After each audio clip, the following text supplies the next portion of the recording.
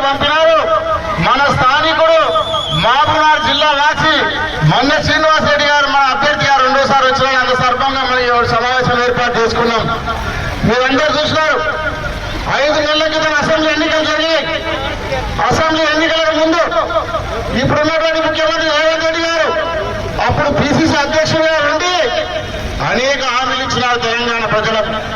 6 గ్యారెంటీలు ఇస్తామని చెప్పి ఇంటింటికి ఒక కారు పట్టుకొని ఇంటింటికి తిరిగినారు. కేసీఆర్ గారు ఇచ్చిన పథకాలకు అదనంగా మేము 6 గ్యారెంటీలు ఇస్తామని చెప్పి ప్రజలను మోసం చేసి మభ్యపెట్టి ఈరోజు అధికారంలోకి వచ్చినారు. అధికారంలోకి వచ్చిన తర్వాత ఒక్కొక్క గ్యారెంటీ కూడా అమలు చేయకుండా ప్రజలను మోసం చేస్తుంది అందరూ తెలుసు. ఎన్నికలకు ముందు ఏం చెప్తున్నారు?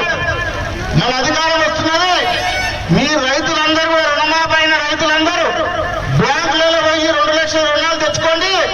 డిసెంబర్ 9 తారీఖు నాడు సోనియమ్మ జన్మదినం నాడు మీ రుణాలన్నీ మాఫ్ చేస్తానని చెప్పిండాలి అని అందరూ తెలుసు.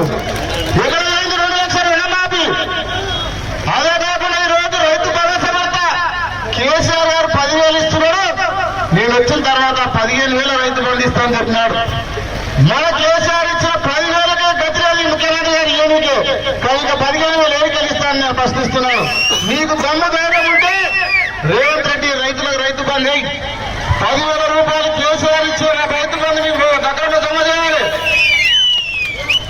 ఆ రోడ్డు మీద వెహికల్కి దారి ఇవ్వండి.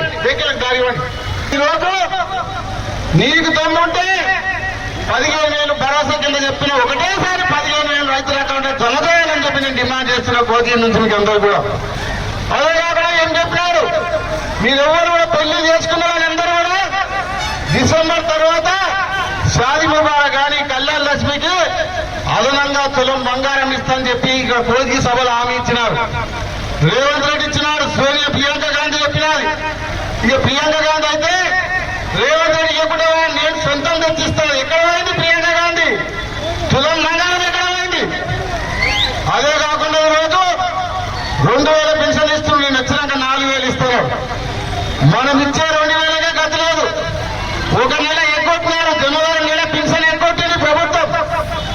అదే కాకుండా ఈరోజు 500కే సిలిండర్ ఇస్తున్నాడు. 200 యూనిట్ కరెంట్ ఛార్జ్ ఫ్రీ అన్నాడు. ఒక్కరికైనా వచ్చిందా మీకు? 500 సిలిండర్ వచ్చిందా? 200 కరెంట్ ఫ్రీ వచ్చిందా? యూనిట్ ఫ్రీ వచ్చిందా? రైతు బంధు ఎవరికైనా వచ్చిందా? మరి ఎందుకు ఈ గతంలో ప్రభుత్వం ఎందుకని ప్రశ్నిస్తా ఉన్నాడు.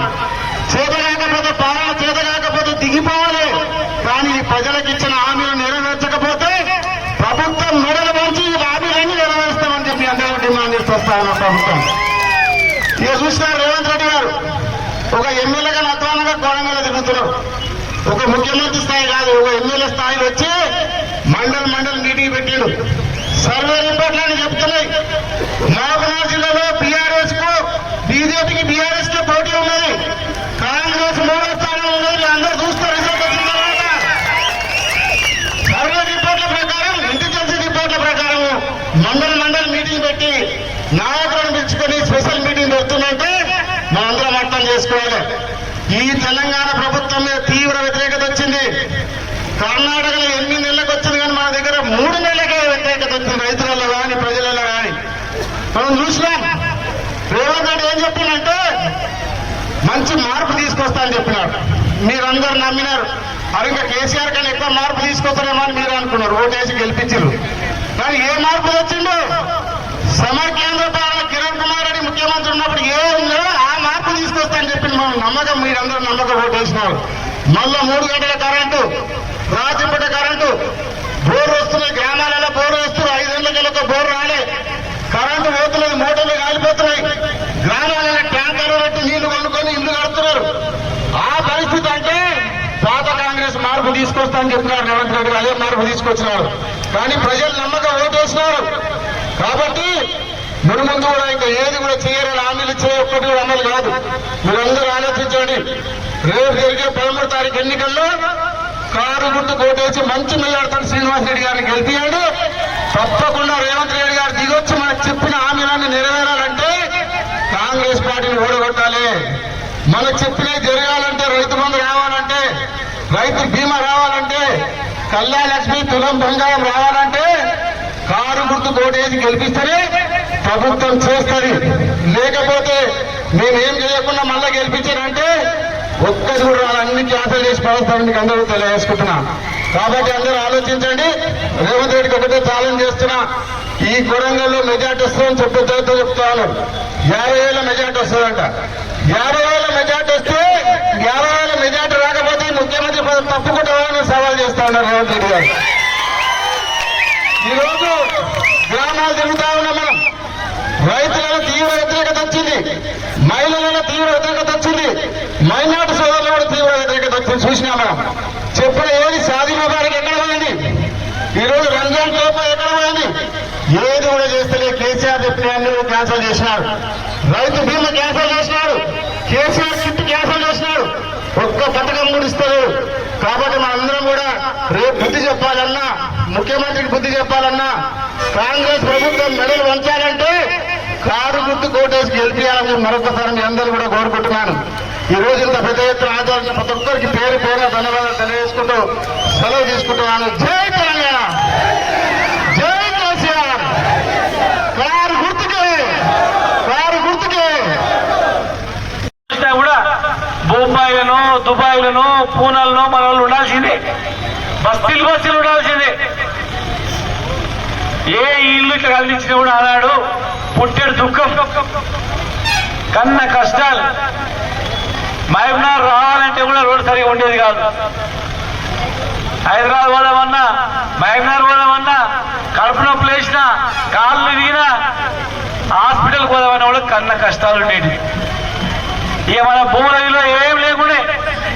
ఇంకా కొడంగల్ అంటే ఏరిపాడేసినట్లే. నారాయణపేట, కొడంగల్ అంటే ఈ బార్డర్లో అంతే మన బతుకులు. ఇలా తెలంగాణ వచ్చిన తర్వాత ఈరోజు ఏ ఇంట్లో చూసినా ఒక భరోసా కల్పించినాం.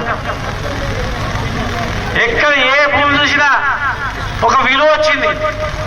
50 ఎకరాలు ఉన్న రైతుకు పిల్లలు ఇవ్వాలంటే కూడా వెనకడికి ఏం చేయనికైనా 50 ఎకరాలు నెత్తికొట్టుకునికనా పంటలు ఏం చేయొచ్చో పోయాంటుంది.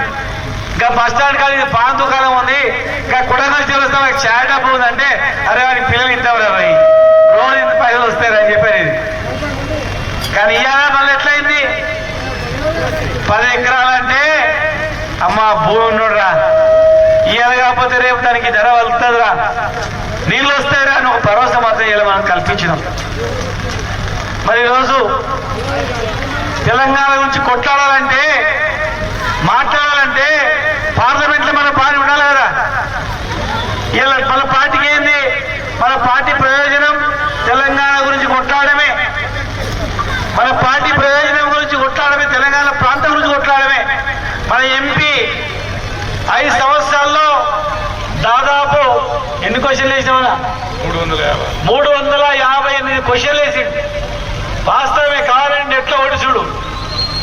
మరి బీజేపీ, కాంగ్రెస్ ఎంపీలు ఎంతమంది క్వశ్చన్లు వేసిండ్రు, ఎన్ని క్వశ్చన్లు వేసి చూడు.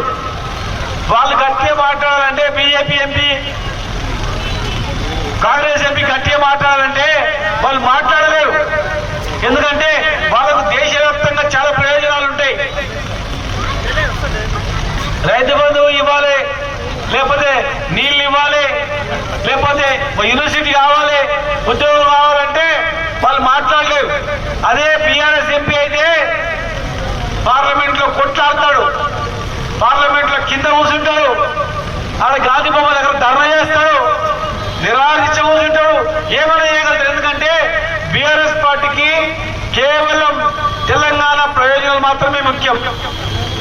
తెలంగాణ గురించే పుట్టినటువంటి పార్టీ, తెలంగాణ గురించే ఉన్నటువంటి పార్టీ. కేసీఆర్ గారు కానీ, మన ఎంపీ గారు కానీ, పార్లమెంట్లో ఉన్న మన ఎంపీలు కానీ తెలంగాణ గురించి మాట్లాడటంలే. బీజేపీ ఎంపీ మాట్లాడలేరు.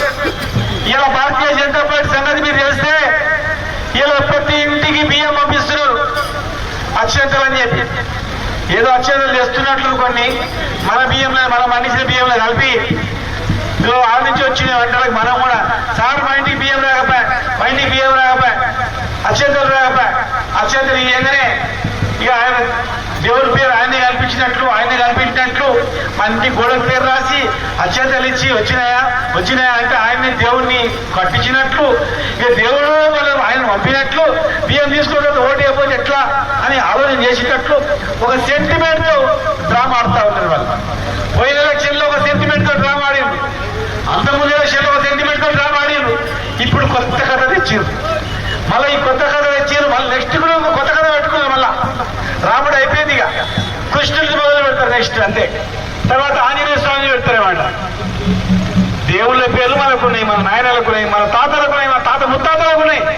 ఇక గుడి కట్టింది కూడా మొత్తం మన డబ్బులతో కట్టాం, మనం ట్రస్ట్ ద్వారా కట్టినాం. కొండకాల నుంచి డబ్బులు పోయినాయి, భోజగి నుంచి డబ్బులు పోయినాయి, నారాయణపేట నుంచి పోయినాయి, మహబూబ్నగర్ నుంచి పోయినాయి. మన డబ్బులతో మన దేవుని గుడి కడితే వాళ్ళు అత్యంతరం పంపి మేమే కట్టినా మాకు ఓటే అయిన దేవుని పేరు చెప్పి ఓట్లాడుతా ఉన్నాం.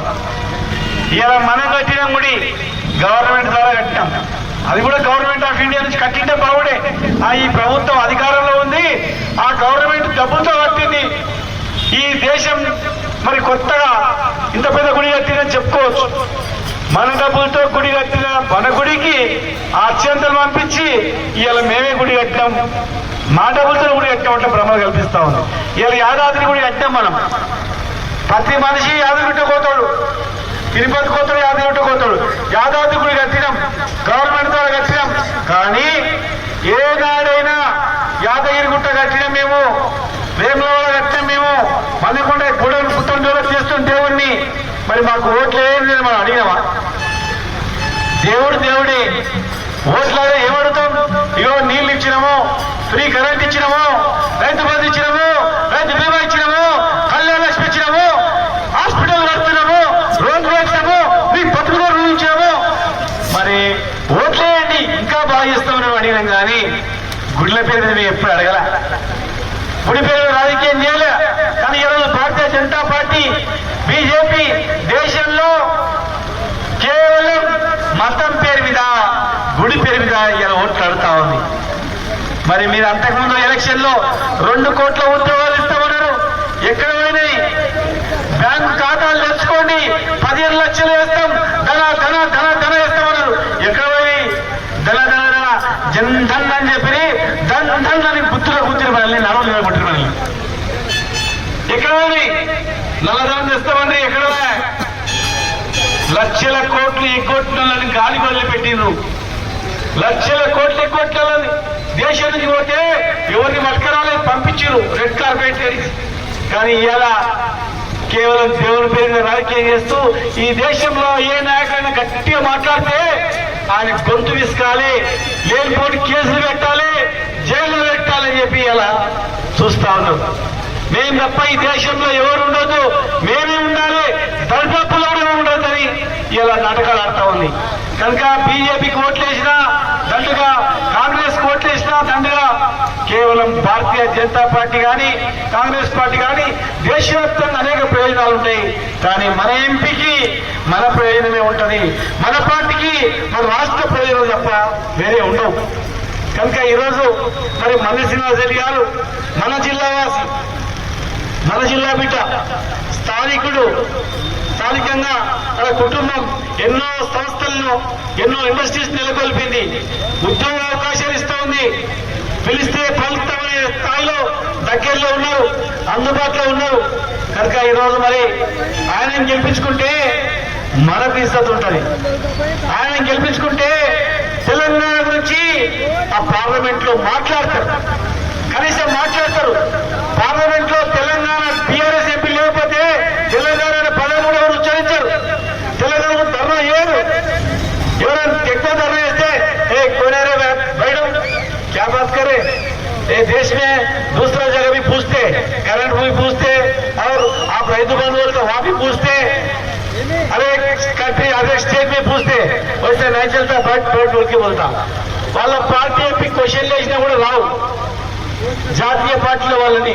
ఈరోజు మన పార్టీ కేవలం తెలంగాణ గురించే పుట్టినటువంటి పార్టీ, తెలంగాణ రాష్ట్రం గురించే పుట్టినటువంటి పార్టీ. మన పార్టీ ఎంపీకి ఉన్నంత నియమ నిబద్ధత వేరే వాళ్ళకు ఉండదు. కనుక దయచేసి మరి మన శ్రీనివాసరెడ్డి గారిని అత్యధిక మెజార్టీతో గెలిపించి మీరు పార్లమెంట్కి పంపిస్తే మన స్థానికులు మనం పంపిస్తే మన ప్రయోజనాలు అక్కడ కొట్లాడడానికి అవకాశం ఉంటుందని చెప్పని మరి మీ అందరూ కూడా తెలియజేస్తూ మరి ఇంకొక మీటింగ్ కూడా మాకు మళ్ళా అక్కడ ఉంది, బయలుదేరి పోవాలి, తొందరగా అటెండ్ అయ్యి రావాలి.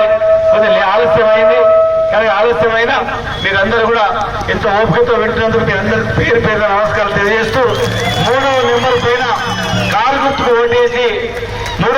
పైన కారు గుర్తుకు ఓటేసి ఖచ్చితంగా గెలిపించాలని చెప్పి మీ అందరికి విజ్ఞప్తి చేస్తూ పొరపాటున చాలా మంది బీజేపీ వాళ్ళు కూడా పుకార్లు పుట్టిస్తా ఉన్నారు. సరే మేమే గెలుస్తున్నాం, మేమే దగ్గర ఉన్నాం, మాకు ఓటేయనని కాదు. మనం పోటీలో ఉన్నాం, దగ్గర మనం ఉన్నాం. మన ఓట్లు మనం వేసుకుంటే ఖచ్చితంగా మనమే గెలుస్తాం. కనుక వాళ్ళ మాయమాటలు పడకుండా 3వ నెంబర్ పైన ఓటేసి అత్యధిక మెజార్టీతో గెలిపించాలని మీ అందరూ విజ్ఞప్తి చేస్తూ జై తెలంగాణ.